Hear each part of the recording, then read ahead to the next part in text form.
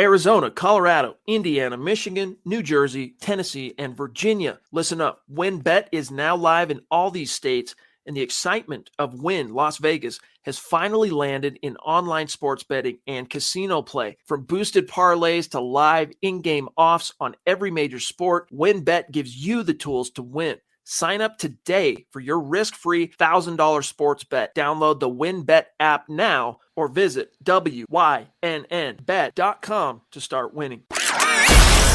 You're listening to the Huddle Up Podcast with Chad Jensen and Zack Kelberman. Join Broncos Country's deep divers at milehighhuddle.com and sound off. And now it's time to drop some knowledge.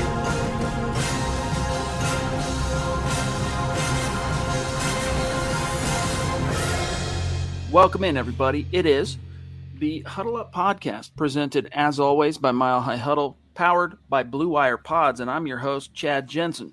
With me, my fellow football priest and the deputy editor of milehighhuddle.com, Zack Kelberman. Zack, how bizarre was it to see Von Miller stand up there today as he was introduced to LA media and to LA fans, really, and sporting the colors, saying it feels right, and all the little talking points that you would expect him to say, but still didn't it feel like you were kind of like living in an upside down world?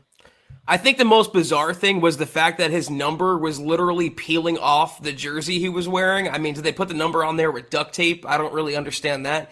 It's weird to see Von in different colors. It's weird to see Von talk about another team as his own now, but I mentioned this yesterday, and I'll say it again.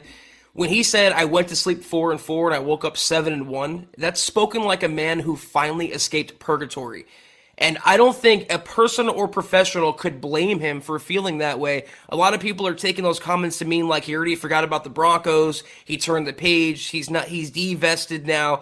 Well, he's on to a new chapter in his life, and he's competing for a title right now, a chance he hasn't had in the last half decade. So again, from the Broncos' perspective, it's kind of sucky to move forward without 58 on the field, but now it's weird and I guess refreshing to see number 40. He got a blessing from I forget who it was who wore the number. He got the blessing from their family to wear it, and I hope he does well. Aaron Donald said he could not stop smiling since Von was acquired, and he hasn't been this happy since his baby was born. Again, if you're a fan of Von Miller, you have to be happy for his new surroundings. Yeah, it's just going to take some time. It's just going to take some time to get used to it and for it to fully sink in. I think Broncos fans have come to terms with the reality that Von was traded, but I don't think it's going to really hit home till they see him suited up, chasing quarterbacks in yellow and blue. Clay-Doh. Did we come to a decision on this? Clay-Doh, right? Because Clay-Doh would have an H. Good evening, gents, and thank you for that super chat, bro. My question of the night is, does it make me a bad fan to hope that the Cowboys buzzsaw us bad enough to make George Payton think Dallas culture is the one he wants to create? Interesting notion. Zack, your thoughts? Well, I mean, the buzzsaw maybe would give George Payton some eye-opening insight as to why he should hire Kellen Moore as the next head coach. There's rumors that he's targeting people like Dan Quinn and Jonathan Gannon and Jason Garrett, God forbid. Kellen Moore is the way to go, and among others like Brian Daboll and Greg Roman. I could definitely see the fans' point of view. If the Broncos get blown out in this game like they very well could, it might force Peyton's hand not only to maybe consider firing Elway, Fangio, and Pat Shurmur, but going in the right direction and plucking one from the Cowboys tree. You need a franchise quarterback, but you have to have the coaching to go along with it. The Broncos have neither right now, unfortunately. Listen up, Broncos country. TickPick should be your first choice to buy football tickets because they save fans money by never charging any service fees ever.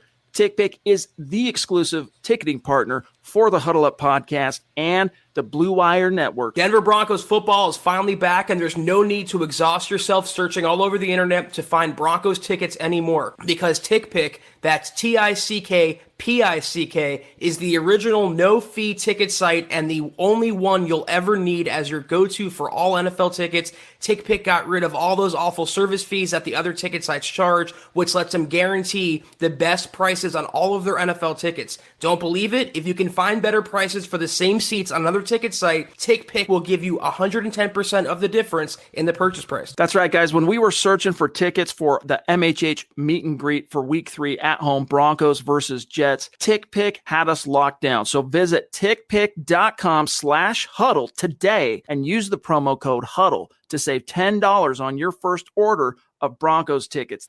Speaking of Fangio, his comment about Dak Prescott, not how did he last until the 4th round, which I think is kind of a sore spot for Broncos fans because he was a guy that I know a lot of the MHH draft guys back in 2016 really liked him, and he dropped to the 2nd, dropped to the 3rd, dropped to the 4th. John Elway, he's like, no, we're good with Trevor and Paxton. Because he drafted Paxton in the 1st round that year, right? Yeah, so just bizarre. And then the year before, he takes Brock Osweiler, Brock Lobster over Russell Wilson. It wasn't a good 2 years for old John. But the tail end to that quote, like you just brought up, Fangio goes, somebody should take a dive into that. Like, he might as well have said, why didn't John Elway draft Dak Prescott? Why did he take Paxton Lynch? Kind of an interesting comment, but it's going to show the Broncos what they really need. Dak's playing at an MVP level, and Kellen Moore, I think, is the future of head coaching in the NFL. It's not going to be pretty for the Broncos. In all fairness, though, to John Elway, every team in the league passed on him thrice, some 4 times, including the Cowboys passed on him 3 times. So for what it's worth. Sam Bam, good to see you, brother. Thank you for the super chat. He says, good evening, Broncos country. I'm off to Dallas tomorrow from southern New Mexico. Mavericks game Saturday night, Broncos game Sunday afternoon. Hope the Broncos can give them boys a good fight. BBM. What is the BBM, dude? I don't know. What is this mysterious acronym? BlackBerry Messenger. That's what it used to be back in the day, before iPhones, but BlackBerry Messenger. Probably not. Yeah, you used to be dope and cool and, bougie if you had a BlackBerry back in the day. Or a Sidekick. That's one of my favorite phones. You ever have those with the full keyboard that slid out? Oh, yeah. Yeah, my wife had one of those. Guys, today it is Thursday evening, and it's that time of the week where we take a peek inside the Mile High Mailbag. We are your football priests, and we understand every night here is mailbag night, but we're here to offer you the absolution and answers to your burning Broncos questions nonetheless. We're still riding high off of the raffles from last night. That was really fun, making sure everyone got who won, organizing things. There's a few people, though, by the way, on Facebook that I haven't heard from. I need your details to get you out a little care package, including Gary Leeds Palmer. Gary, if you're listening, I need your shipping address and your T-shirt size, my friend. Yvonne, what's good down in Mexico? Good to see you, brother. Thank you. Appreciate you. Zach, the Denver Broncos, we haven't really dissected this quite yet, but going up against Kellen Moore, I thought it was interesting what Vic Fangio had to say, and this kind of touches on the comment that he made about Dak, but he was actually asked about his impressions of Kellen Moore, a guy who could very well replace him as head coach in Denver. Here's what he said, quote, "The Cowboys got a really good offense. It's balanced. I think that's the word everybody looks for in an offense. They run it very well. I think they're the top leading rushing team statistically in the league. He's had no reason in their games. He's had no reason to he doesn't ever give up. Pardon me. I jumped a sentence. He's had no reason to in their games. They've got those skill players outside and the tight ends and the backs. Their backs do a great job in the running game. Dak, he's a great quarterback. There's a story for you. How does that guy last until the 4th round? There you go. Somebody take a dive into that. Joe Montana lasted until the 3rd round. Tom Brady to the 6th. It happens. They've got a really highly, highly talented offense, and Moore is doing a really good job of calling the plays, having wrinkles, and staying committed to what they do best. I think he's doing a great job, close quote. Zach, I want your reaction to that, and then I also want an answer to you on this question. The Cowboys, of course, hired Mike McCarthy. Is Kellen Moore running Mike's offense, calling plays from Mike's offense, or is this his offense? Well, first of all, asking Fangio talking about Kellen Moore is like a hobo talking about an astrophysicist, Chad. I mean, I don't really care what he has to say. He doesn't even watch the Broncos offense on the field That at just all. finally landed to me. I'm like, hobo, astro. Oh, okay. It's just, what and then he goes on some tangent where he thinks out loud about other quarterbacks that have been taken later in the draft. It's like, Vic, what are you talking about there?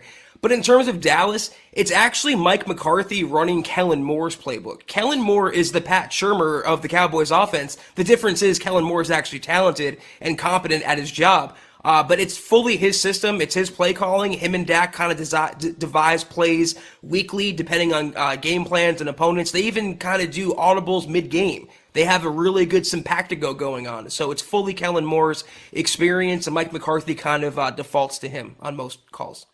Whoops. I just clicked the wrong thing. Based Gase. Thank you, brother. Micah Parsons versus Pat Surtain and Parsons versus Surtain and Lamb versus Judy. The 2 first-round picks the Broncos could have taken versus the 2 they did take. Yeah, I mean, I still, I'm totally happy with Patrick Surtain. I don't question that right now at all. And the Broncos have been cursed health-wise at linebacker, but it could have ended up being a blessing in disguise, Zach, because you got Kenny Young. And if he can continue to kind of build on what he did, I mean, it's not like he was some absolute game wrecker against Washington, but as George Payton said yesterday, he's got juice. And you could see that. It was palpable. When he was on the field, there was one play in particular pretty early on in the game where running back was able to squeeze through a hole. It was very well blocked, but Kenny Young, he's taking on a guard and he sees the dude coming up through the gap, the B gap, and he sheds that block and then straight up one-on-one, boom, engages him, takes him down. It was his one and only solo tackle on the night. He ended up with 4 tackles, 1 solo. But that was a very impressive play, and it's the type of thing that we saw from Alexander Johnson pretty regularly, but Kenny also has some speed and some other things. So I don't worry too much about the whole Parsons versus Surtain. Now, the Lamb versus Judy is a much more interesting question to me because CeeDee Lamb was my favorite wide receiver in the class, and he was there for the taking, and the Broncos ultimately took Judy. In Judy's defense, though, Zach, before I throw this back to you, he had some bad luck this year with the injury bug. But conversely, CeeDee Lamb had bad luck last year at the quarterback position, as did Judy in terms of, neither one was inherited as a rookie like a proficient, established veteran quarterback. They both had their ups and downs and obstacles to overcome, but if I could go back in time, I probably would have taken CeeDee Lamb. I mean, you were right in hindsight. My favorite receiver was Henry Ruggs, so, yikes about that. CeeDee Lamb, he's benefited from better quarterback play, though. That's indisputable. You give Dak Prescott to Jerry Jeudy, and I think he'd be putting up numbers, too. Right now, I would say CeeDee's the more polished receiver. He doesn't have as many drop issues as Jerry Jeudy. He's more of a game wrecker. He's more of a game breaker.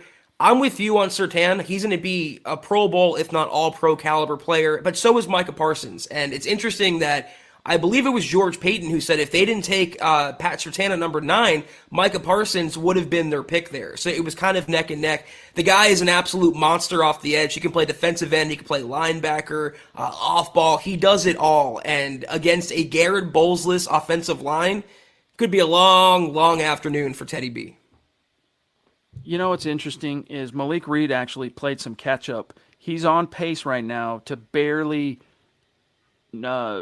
match what he did last year in terms of sacks. I know it sounds like it's kind of a weird segue, but I'm reading this press release packet from the Broncos that we're going to go over here in a minute. But check this out. Quote, linebacker Malik Reed, who has 4 sacks this season after a 2-sack game in Week 8 versus Washington, ranked second among all undrafted players with 12 sacks since the start of the 2020 season. Zach, I would like to believe, and by the way, Christian, appreciate you, bro. He says, no CD, no Smith. Talking about CeeDee Lamb, no Tyron Smith. It doesn't matter. It's all coaching. More is greater than Vic. We feel you on that. We really do. We'll see about CD. What's the word on CD? I was going to say, Christian, I wouldn't assume he's out. He was a DNP today. He has a little bit of an ankle, but right now the expectation is he's going to play. So I wouldn't assume. Tyron Smith is definitely out. but CeeDee Lamb more than likely will play barring a setback. But I'm right there with you. Obviously, it always comes down to coaching, and Kellen Moore versus Vic Fangio is so unfair. I'll take it one step further. Dan Quinn versus Vic Fangio is so unfair because he has his guys ready to play every single week, and he's getting more out of less in Dallas right now. That's the sad part. Appreciate you, Travis, the winner of the Pat Surtain jersey. We got that ordered today. Glad to take care of that business. He says, I love our Broncos, but I see Kellen Moore showing how good he can coach. Yes, indeed. Zach, before I lose my train of thought on this, though, I want to get back to this thing on Malik Reed that got stuck in my craw a moment ago. We saw him play with a different kind of energy last week, and I don't know if it's because simply Vaughn was out, and so he felt the onus to really step up, or if the players could kind of sense something on the horizon, and so they kind of played with a more energized kind of intensity. What do you expect to see from Malik Reed? Because he did, let us not forget, finish 2020 as Denver's leading sacker with 8. He's halfway to that, and we're still not – I mean, technically, because it's an odd number, there's never going to be truly a middle of the season, but we're about as mid-season as you can get right now.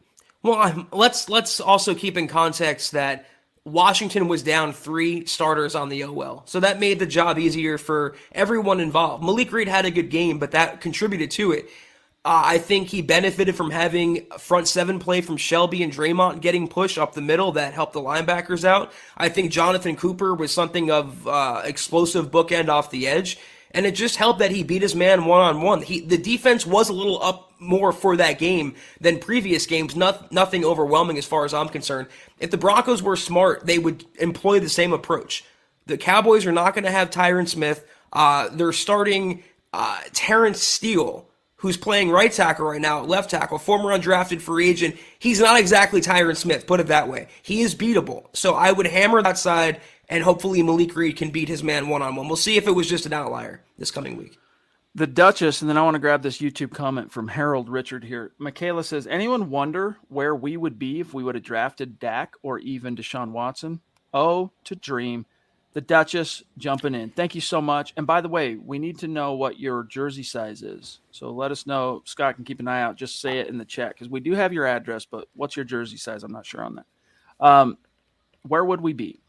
You know, with Deshaun Watson, I'd really rather not contemplate. But Dak, you know, that's something that I think bears talking about because didn't Watson come in 2017, right?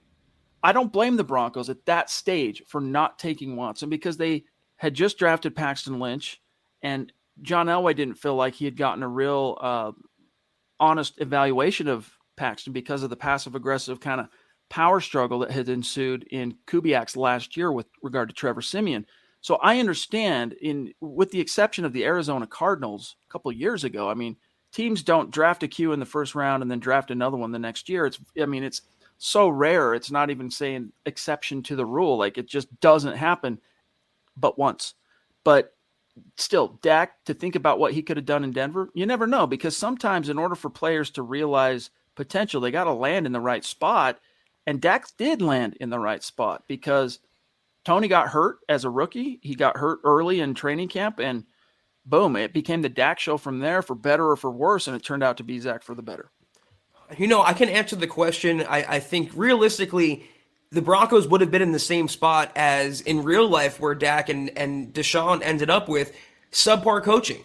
It wouldn't have mattered how talented they were if you saddled them with bad coaching. Jason Garrett was not a good coach to exploit Dak Prescott's strengths, and the same goes for Bill O'Brien and Deshaun Watson. They're good enough to take you to the playoffs, but how many titles have Dak Prescott and Deshaun Watson won? And realistically, when you think about it. So the Broncos, and I'll continue holding firm to this, I agree with you, Chad. They had Paxton Lynch. They kind of got burned on Osweiler the year before that, and they had Trevor Siemian playing well. But their biggest blunder wasn't the quarterbacking, it was hiring the wrong coaches. You give Deshaun Watson to Kyle Shanahan, you're cooking with grease. You give Deshaun Watson to Vance Joseph, you're cooking with nothing. It's funny you say that because you're the only other person I've ever heard say cooking with grease except for really people where I come from. Oftentimes when I've said that, people go, you mean cooking with gas? I'm like, no, cooking with grease. I've heard so many variations. I've heard cooking with oil, cooking with gas, cooking with grease. Yeah. You can cook with a Anyway. lot of things, apparently. I mean, I understand the gas thing because, when you in the culinary business, pans heat up a lot faster on a flame when it's gas, boom, instead of like an electric element trying to heat up. But nevertheless, I digress. Harold, appreciate you being with us, my friend. He says, I like watching MHH on YouTube. But the one better thing about the uploads, like on Apple Pods or Spotify, is they have the ESPN voice homeboy that does intros and outros to SportsCenter doing intros for the MHH podcast. Yeah, we've got our secrets, bro. But we appreciate you. However you enjoy the podcast, we appreciate it. So, the God King, Mark, down in Georgia, jumping in, generous super chat. Need your jersey size. You also won a jersey last night. Hit us up, dude. He says, what's up, my guys? All I can say is go Braves. Yes, indeed. Congrats to the Atlanta Braves. Hashtag Scott, great dude. Hashtag Huddle Up Pod. Hashtag Chad Gangsta. Hashtag Zach the Man. I'm under the weather, but thank you all for the jersey. Love you guys. MHH. We love you too, bro. Hope you get feeling better on the quick, because that's no fun. I just beat a bug about 2 weeks ago that was pretty crappy. Thanks, Mark. As always, feel better, and we appreciate you. Clay-Do again. Clay-Do. We got an answer. Clay-Do. Man, I suck at this. Clay-Do. Oh, I'm reading it. I can't take it anymore. It's Clay-Do. Thank you, bro. Thank you. It's a childhood nickname. Yes, it is misspelled, but shorter and more to the point. Also, you said you wanted my Twitter handle last stream. Was it? Yeah, dude. We definitely want to. All of our supporters and Super Chat superstars, we want to connect with you on Twitter. Keep the conversation going. Keep tabs on you. But we also like to be able to shout you out, tag you after each show when you contribute to that show. So, yeah, connect with us on Twitter. Clay-Do. Appreciate you, bro. Thank you. Okay. Zackler. What's good, Zackler? Connect on Twitter, buddy. Who's been the best Broncos O-lineman the last 10 years? Ryan Clady. I mean, he's been gone for 5, but 6 now. This is the 6th year. He's been gone. And technically, he didn't play really in 2015, so you could argue longer. But I still don't think there's been a player on the roster better than Ryan Clady over that span. And Ryan was here for, 4 of those 10 years. That's my answer. I think he deserves to be in the Ring of Fame. I'm glad he got a ring because he was on the roster technically when they won Super Bowl 50, even though he was injured the entire season. But he talk about depredations. He went from he was drafted in the first round by Mike Shanahan, 2008. So he went through the last year of the Cutler era. Then he went through the McDaniels depredations of 09 and 10. Then he went through the whirlwind of the first year of the Fox regime with Tebow and all that. Then he finally gets a quarterback in Peyton in 2012, multiple Pro Bowls. I mean, basically, if Ryan Clady played the season, he was an All-Pro and a Pro Bowler. I think he is not only the best left tackle or best offensive lineman for this team within the last 10 years, but I think you got a real argument. Who was the best left tackle in team history? Ryan Clady, Gary Zimmerman, who's in the Hall of Fame. I'm going to go with Juwan James. Honestly, I think Clady's the right call here. They haven't really had a great stretch run of offensive line played in the last decade. Orlando Franklin comes to mind as well. I think he was fairly solid, Chad. I'm not, as a right tackle, he was solid till the Super Bowl 48. Then he came undone. They all came undone in that game, though. True. Zane Beatles, throw a random name out there. They got a Pro Bowl under Peyton, so shout out to Zane. Peyton. I'm reaching way back right now. But yeah, I'm going to go with Clady. I agree with you. I would throw as a close not a close, but the number 2 would be Luis Vasquez, the right guard that was in Denver for 4 years, 12, 13, 14, 15, 4 years. Matthew Beatty, what's good, buddy? He says, when does Michael O.J. Moody come back? And keep up the good work. I listen to you guys all the time, more so on iHeartRadio because of work. Thank you. It's cool. It's cool to hear how people enjoy the show. When we upload the podcast after these live streams, we just put an intro and an outro, upload it.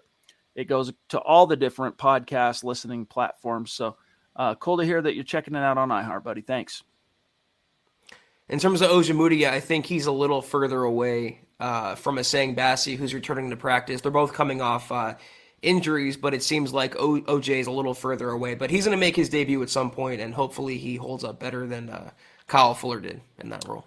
Let me see. So the Broncos, in case you missed it, they got 3 corners coming back from PUP and or injured reserve, and that is Asang Bassi, Duke Dawson, and Mike Ford. So I think OJ, yeah, he's probably an after the bye type thing. The Duchess again. How about medium? Prefer the man style, white or orange. Much love. I also got a bug. I feel you. Feel better, Michaela. That sucks. It's funny. She says the man style on the jersey. That's what Christy wanted too. She wanted men's, whatever the size was. I don't even remember, but it just must fit better. I don't know. Probably. Cody Dub, what's good? I want Denver to win, but I want Kellen Moore to play his way into a head coach job with us.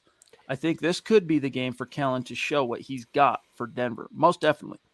I can promise you, George Payton is going to be paying very close attention to, for obvious reasons, but additionally with Kellen Moore to see, hey, how could I envision this guy, perhaps as a candidate for us if we need to hire a new head coach. I think, Zach, that, if you look at the rest of the schedule, Dallas, then you got Philly. Philly's the last halfway merciful opponent on the schedule for the most part. Everyone else from then on out, dude, it's a murderer's row. Detroit, I guess. I forgot about Detroit. I'm trying to think who else. Those are the only 2 that you could say Broncos have a 50-50 shot of winning. This Broncos team. So you could be looking at, Zach, 4 and what's the math now?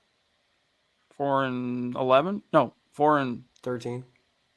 Thank you. 4 and 13. It's weird. It is weird. The thing about Kellen Moore, if George Payton wants him, regardless, he's going to have to throw some money after him, and he's going to have to get to the front of the line. Kellen Moore is a hot commodity right now, and apparently his reps have reached out, Chad, to TCU about the head coach opening there, and the former head coach, Gary Patterson, was making $6 million per year. So he's going to really, if George Payton wants Kellen Moore, he's going to have to outbid other teams and other universities and programs, or convince him and break out the full court press about why he should come to Denver. But I hope he does. I pray he does. We have a baller showing out on Facebook. Randy with some huge stars. Thank you, my brother. And as we go to answer and address what's on Randy's mind here, just want to show everybody where we're at. We're only 4 days into the month of November. We're already 30% basically complete to our goal of 200,000 stars. When we reach 200,000 on Facebook this month, we're going to raffle off a Broncos jersey of the winner's choice. And the only people in the running for that raffle are the people who contributed to the goal, like Randy, who currently finds himself atop the chart at number 1, followed by Travis Weber, Shane Daniels, Matthew Beatty, Doug Raquel, Morgan Henry, Pete Middleton, Tim Hoffman, Yvonne, really starting to become a force to be reckoned with, and Michael Ronquillo. So shout out to you guys. Randy says, I hope Denver hires a young head coach with an offensive background. I'm not sure a young GM will do that. I'll be surprised if our GM doesn't hire a defensive head coach. He is from Minnesota.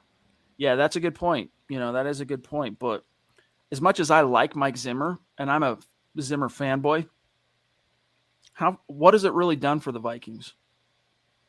They've had a couple of playoff runs under him. They got to the playoffs with Teddy, got to the playoffs with Kirk, got to the playoffs with Case. So they've made they're about an every other year playoff team under Zimmer. But I just don't think with that guy you're going to get over the hump. Mike Zimmer is the Jason Garrett of Minnesota. You can win and have a winning season with him, but he'll never take you over the hump. And just like Jason Garrett, you can make the case that he shouldn't be, but he's a better coordinator, Mike Zimmer would be, than a head coach. I really hope, I've seen that theory that Peyton's going to recruit Mike Zimmer and then go after Kirk Cousins and kind of complete the Minnesota trifecta. I don't see him going in that direction. We've also heard the names of, Dan Quinn and Jason Garrett, Jonathan Gannon, all these retread, some defensive-minded head coaches. I don't think Peyton's going to go that direction. I have been wrong before, though, about him. We didn't think he'd trade Von Miller, and he did that. I just pray, I really do. They kind of take stock of where the NFL is going, where the NFL is moving, and that's a younger, preferably offensive-minded guy to take the controls. Well said. Kayaka in the house. What's good, brother? Appreciate you, bro. He says, Kai and I just watching and showing some aloha to my guys. Love y'all. Hashtag Broncos country. Chad, Kai loves his Vaughn plushie and says thank you again.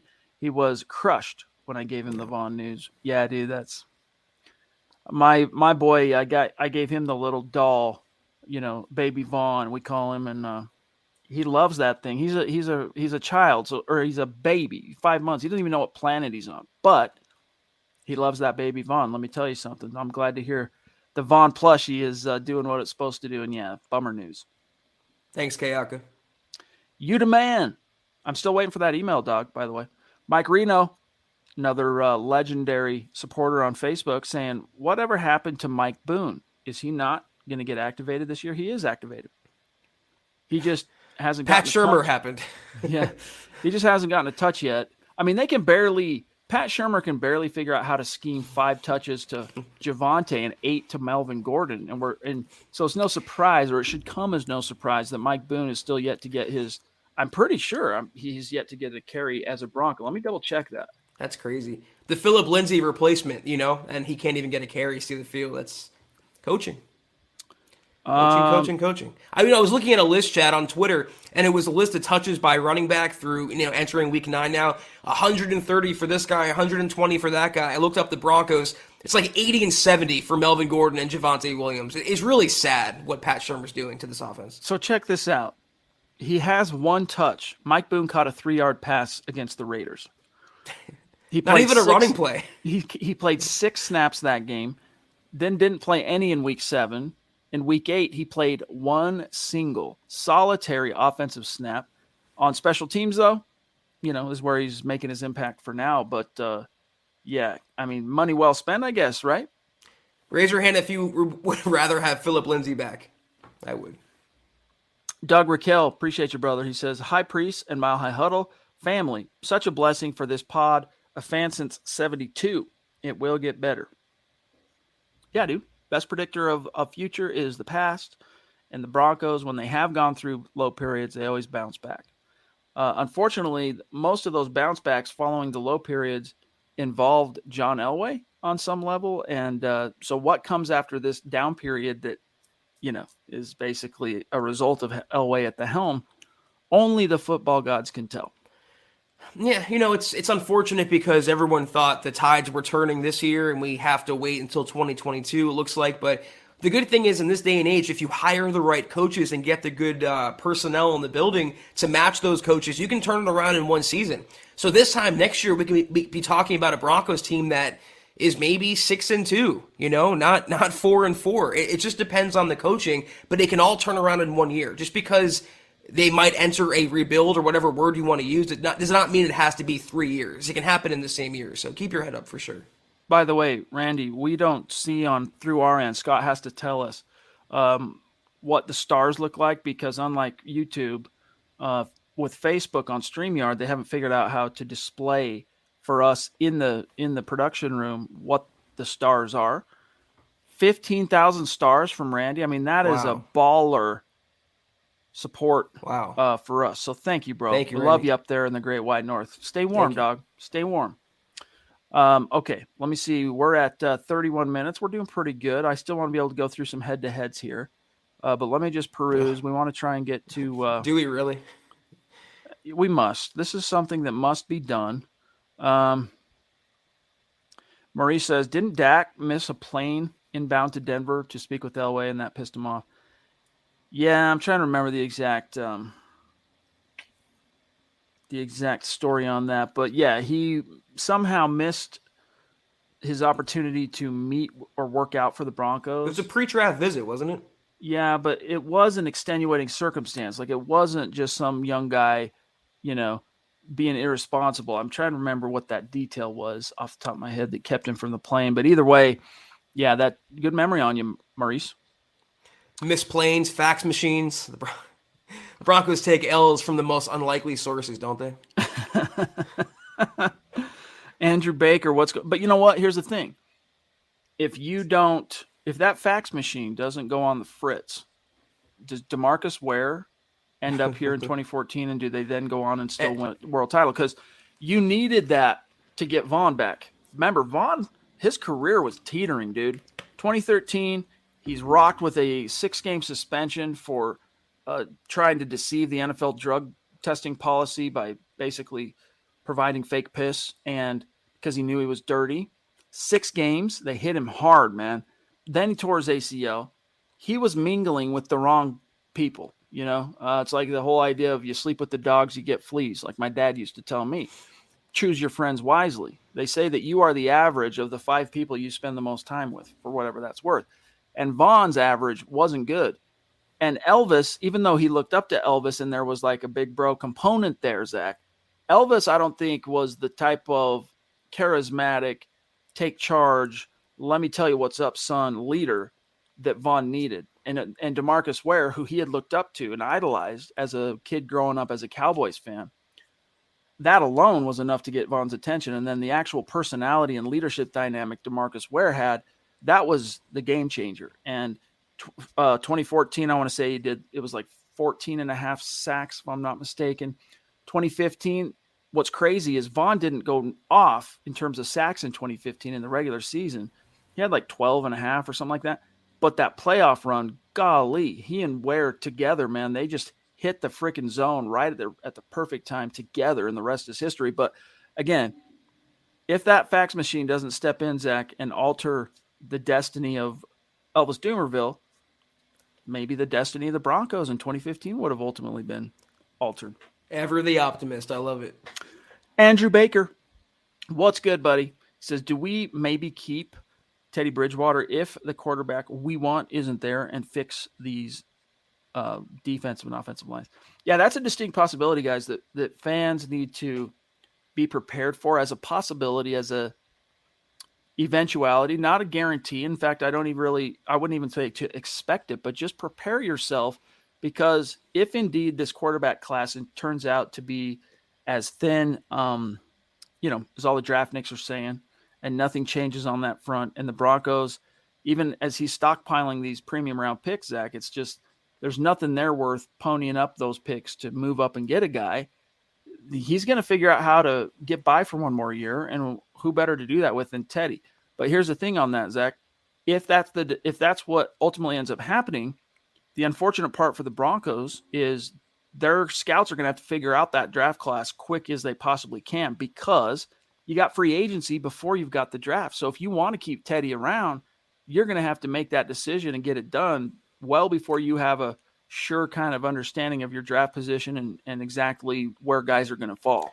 I mean, you said who better than Teddy. I can name a lot of players better than Teddy. People like Mike White out here beating the Bengals on a given Sunday. So if they want to go with the retread, fail-safe route, a holdover, a number 2 mentor, whatever label you want to use, could be Teddy for sure. But it's not going to matter, and we've been saying this for so long now, Chad. It's not going to matter who's quarterbacking the Broncos. If they don't fix right tackle, they don't fix the interior, they don't stack the cupboards behind the starters they have to devote premium resources, that's draft picks and contracts, money, free agent cap dollars, to fixing the line, regardless of whether they bring back Teddy or not.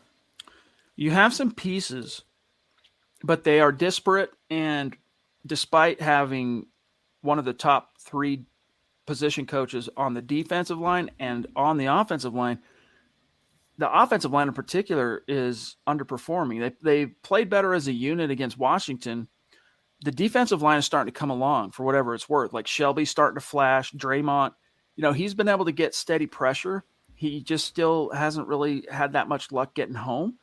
You got to figure out nose tackle, because Mike Purcell ain't it. Dude can't stay healthy, and even when he's been on the field this year, he has not been good for what it's worth. So you do need to find yourself a big, young nose tackle. And I like Deshaun Williams, Zach, but I don't think he's a guy that you build around. He's a great depth rotational guy. Travis Tarbox, what's up, buddy? No worries on the stars, my friend. He says he's busy at work, but sending some love and listening. No problem, bro. Appreciate you being with us. Shall we grab this from Travis and then take a quick look at this head-to-head matchup, Broncos, Cowboys? Travis says, the writing is on the wall that even with the talent we have, the coaches, Fangio, Shermer, don't know how to coach and can't coach if their lives depended on it.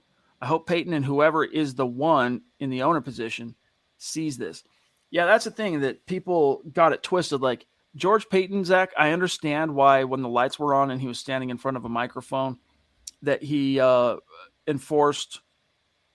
reinforced his support and faith in Vic, because until you're going to fire the guy, that's what you do.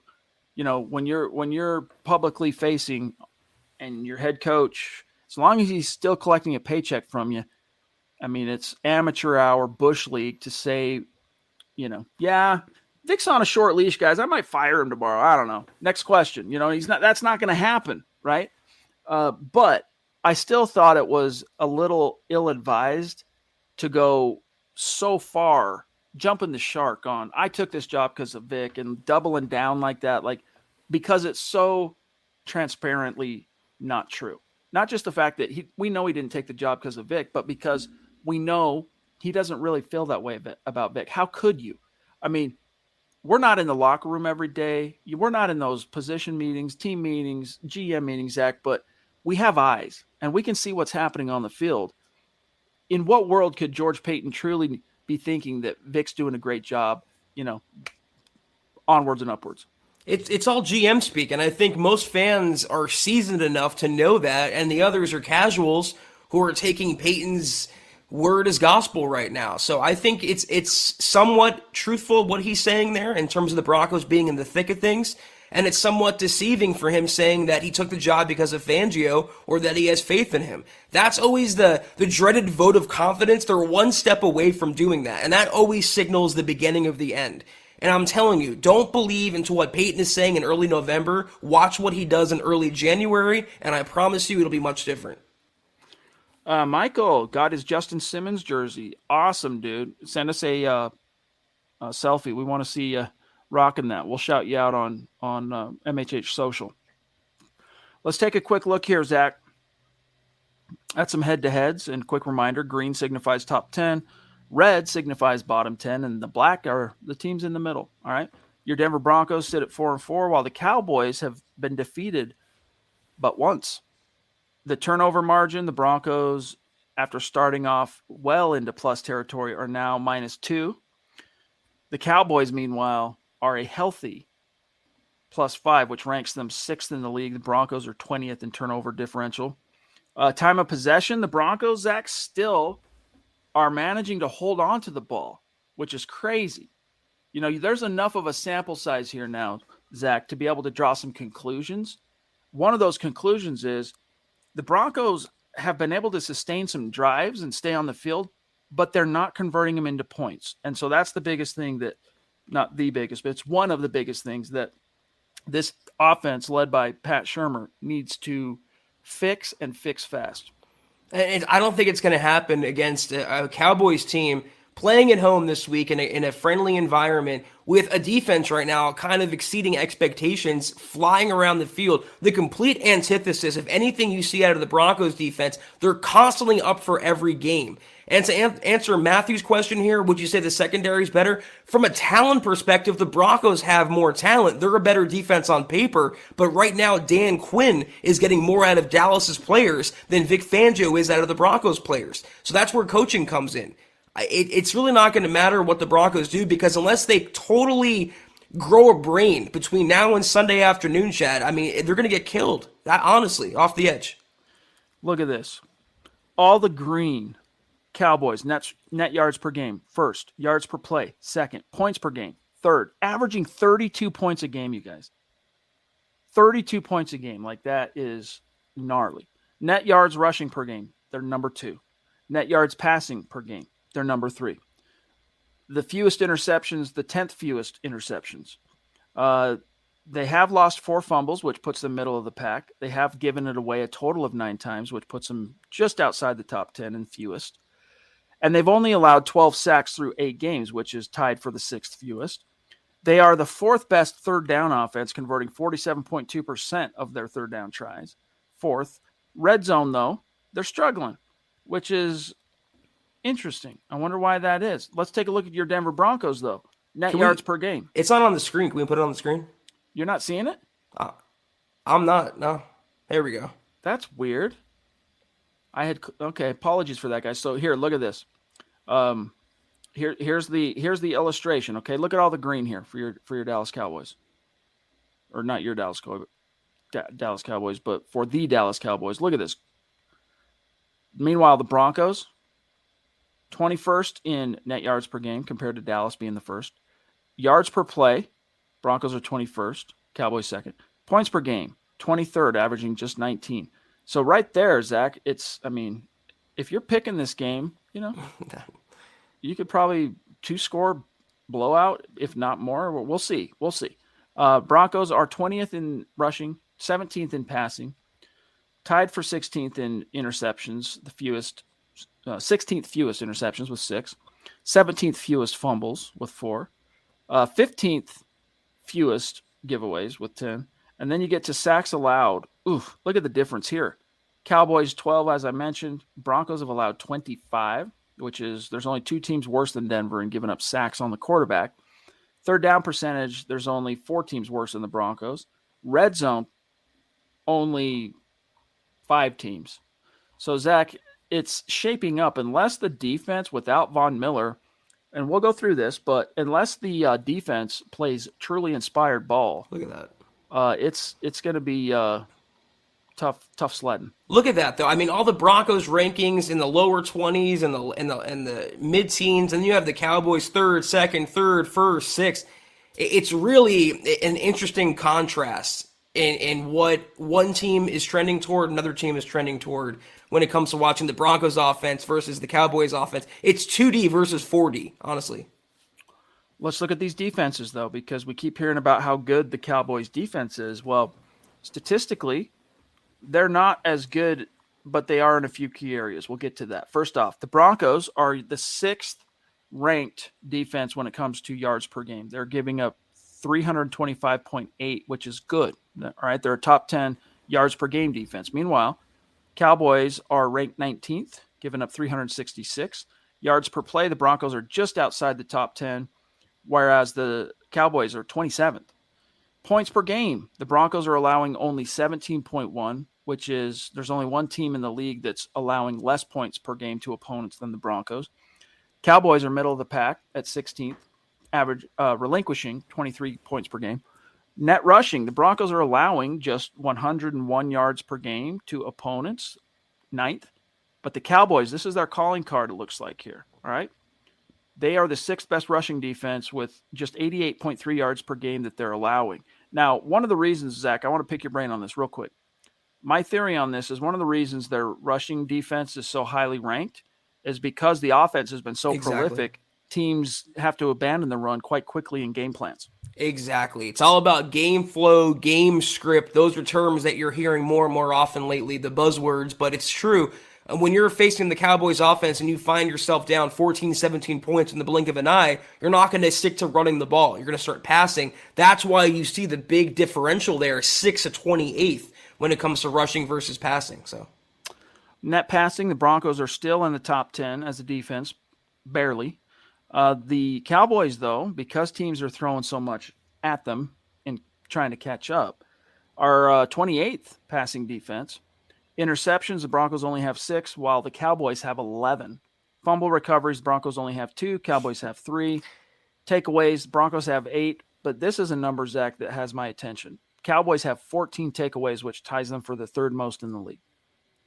When you think about it, Trevon Diggs alone has as many picks as the Broncos defense, 6. I mean, they're just better at getting the ball out. They're better at flying to the ball and making plays. One thing about a Fangio defense, Chad, in 3 years now, 3 seasons, how often have they come up with a big takeaway, a big turnover? If it's not Simmons picking off a pass or Shelby Harris forcing a sack fumble or Vaughn, it's been nothing.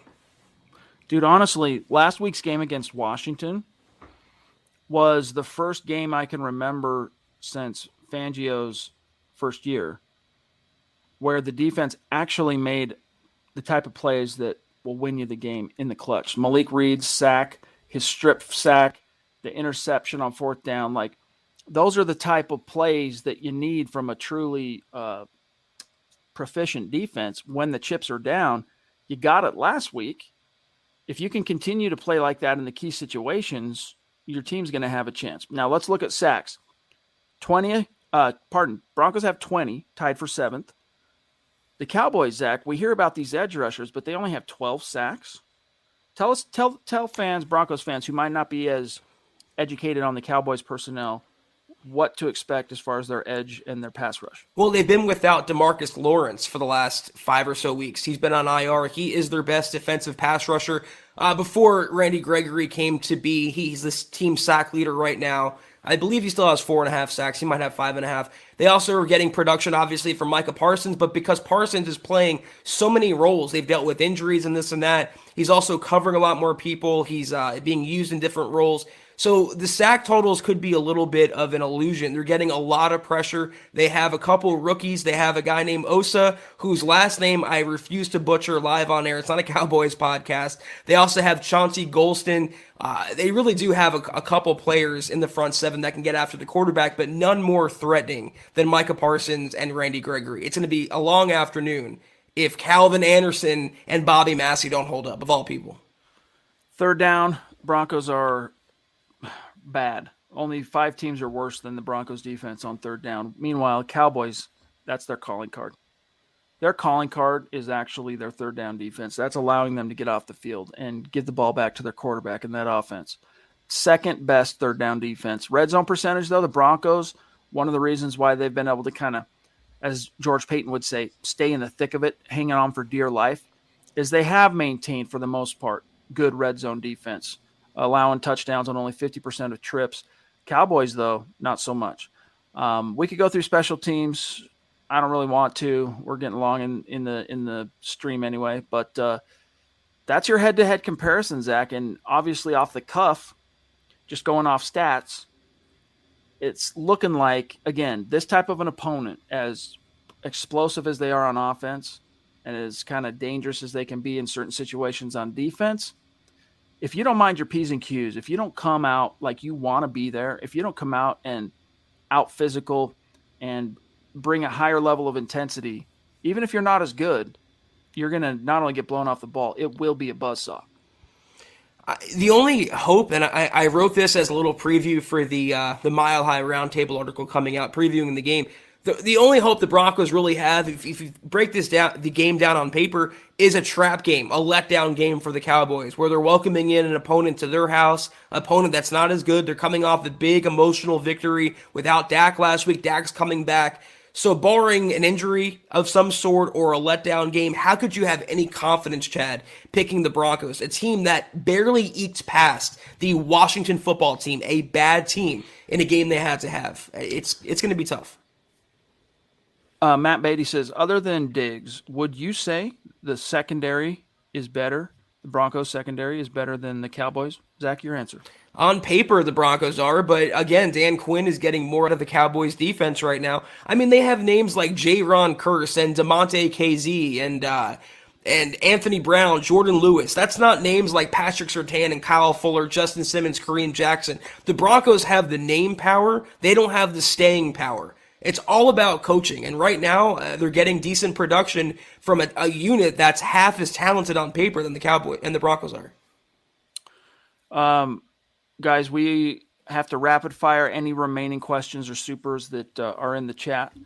Okay. 4. All right. Because I got things to do. I'm hopping on an airplane tomorrow, and I'm flying down to San Diego for a concert. And I got some fish to fry, so I got to keep it tight tonight. Travis Tarbox, what's good?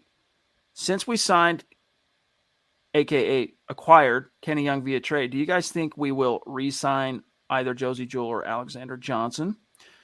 Zach, that's an interesting question. The presence of Kenny Young kind of alters the equation a little bit, but I still hold fast to the notion that I think the Broncos will approach both players and make a strong push to re-sign one of them. And if I had to bet my money on it, I'd bet Alexander Johnson. They both are playing pretty well, to their credit, and I wasn't ever a big Josie Jewell fan, but Alexander Johnson graded out by PFF as the number 3 inside linebacker in the NFL before he went down at the time of his injury. So I would wager, even if Vic Fangio won't return, and they've blossomed, I guess, in a Fangio system, they're going to bring back one of those guys, and because they're coming off injuries, they're going to come back on a short-term, team-friendly contract, more than likely. But Kenny Young can play his way into the mix as well. He's also in a contract year. He's playing for a free agent deal, and I think the best linebackers will get paid by the Broncos. Doug, you're a prince. Thank you for the stars, my friend. Really means a lot. You know that. Okay, let me see what else we got here. Michael, appreciate you, bro, as always. Love your optimism. Love how much you care about the community, your fellow community. Appreciate you, brother. Send us that profile pic or the selfie pic with the Simmons jersey. Mike Reno says, I don't see Teddy or Drew Lock here next season. With a new coaching staff, which I'm sure will happen, the quarterback position will change via free agency or the draft. Probably. Coaches, especially if it's an offensive guy, tend to want their own guys, their handpicked guy. And even Vic Fangio, who's a defensive guy, the irony of this whole Fangio v. Lock dynamic is that Drew Lock was the Vic Fangio inaugural pick, right? He was the quarterback drafted in Fangio's first year on the job. And of course, Fangio's first choice was Flacco. Joe Flacco was acquired via trade. Fangio was very much a proponent of that, even though, the deal was done by John Elway and whatnot. Fangio was all about that. So what that tells you about Vic, I think we already know the answer there. But nevertheless, Zach, whoever that coach is that comes in after Vic, whether it's a defensive guy or an offensive guy, the odds tell us they're going to want to go out and get their own quarterback that they can imprint on. And that's why, like we told you, when they made the move from Teddy to Drew, knowing you could have always gone to Teddy at any given point, it was signaling we gave it as long as we want to give it with Drew as the potential future franchise guy. I couldn't imagine hiring someone like Kellen Moore or Brian Daboll and then saddling him with someone like Teddy Bridgewater at quarterback. I mean, they have to go. It can't be a half measure if they want to enter this retooling period, rebuilding period, rebooting period, whatever you want to call it. If you hire a new head coach and that coach is of the offensive background, you let him pick his quarterback, either in free agency or the draft more than likely. That's the route they're going to go. That's the route they should go anyways, through the draft and doing it the long-term way, the right way. Todd Ostendorf wants to know, why did we not trade Kyle Fuller? My guess? There's two reasons. Probably no takers. I mean, people probably would have signed. There are teams out there that would have given it a shot with Fuller, but even giving up a 7th-round pick, probably just was too rich for their blood. He's expensive and he's not good. And you can't be a combination of both and get traded. It's one or the other. I mean, he's going to be a free agent after the year, and it takes two to tango in the NFL, like you said, Chad. I don't think there was interest for him out there. All right, guys. Got to go. Sorry it's a little bit early tonight, but love and appreciate each and every one of you. We're off tomorrow night, of course. We'll be back Sunday for the gut reaction. But don't forget to check out the Valley Deep Divers tomorrow night. Don't forget to check out Mile High Insiders on Saturday night. And then Zach and I will be back Sunday, Kelberman's Corner, plus, of course, the gut reaction. And with that, Zach, do your thing, my friend. Kelberman's Corner, again, though, will be at halftime of the Cowboys game, which starts at 11 Mountain, 1 Eastern. So until we see you guys on Sunday, be sure to follow the pod on Twitter at Huddle Up Pod. You can follow the main account at Mile High Huddle. You can follow Chad on Twitter at Chad and Jensen. You can follow myself at Kelberman NFL. Go to huddleuppod.com and get yourself a football priest hat. Get yourself a Mile High Huddle hoodie. Get yourself a coffee cup. Anything and everything you can fathom is in that store. Also, Facebook.com/Mile High Huddle. Hit that big blue button for the aforementioned Kelberman's Corner, Broncos Book Club, and Trickle Zone each and every week. $5 a month at your fingertips. VIP content all day, every day. We appreciate the patrons there. Also, Facebook.com/Mile High Huddle Pod. Like that page and follow that page. And if you haven't already, go to Apple Podcasts and leave your football priest a 5-star review for a chance to win a hat, a shirt, a jersey, a hoodie. Way, Zach, I almost forgot. Let me pull this up. We do have a winner to announce for the drawing for October, 5 stars. Give me 1 second. Finish the rundown just so that you know it's coming. I'm going to pull up where I had that name. But as always, we ask you to do these 3 things. If you could, subscribe, like, and share this video and every video you see on the MHH channel. Helps us grow and reach more Broncos fans just like you. Okay, let me try and pull up, if Apple will cooperate, pull up this person's name. Bear with me 1 second here. I want to be able to show their actual review. Well, I'll just do it this way. Appreciate you, Tim. Thank you. Yeah, thanks, buddy. Here we go. This is the drawing winner. You got a little swag coming your way. Right here. JB Katz, 1979 on Apple Pods. Tendered a 5-star review on October 19th. Said, best Broncos content around. Love it. Great pod. Very in-depth analysis of the Broncos. Randomly selected amongst your fellow 5-star reviewers in the month of October. So JB Katz, 1979. Good year, by the way. Send us out an email, milehighhuddle@gmail.com, with your personal details, your shipping address, and your T-shirt size, and we'll get you out a little care package, buddy. So thanks. Appreciate you. Appreciate all of you, Chad. Have a great trip. Have a great weekend. I'll see you in the saddle on Sunday for the Gut Reaction Pod. Have a great weekend, guys. Take care, and as always, go Broncos. You've been listening to the Huddle Up Podcast. Join Broncos Country's deep divers at milehighhuddle.com to keep the conversation going.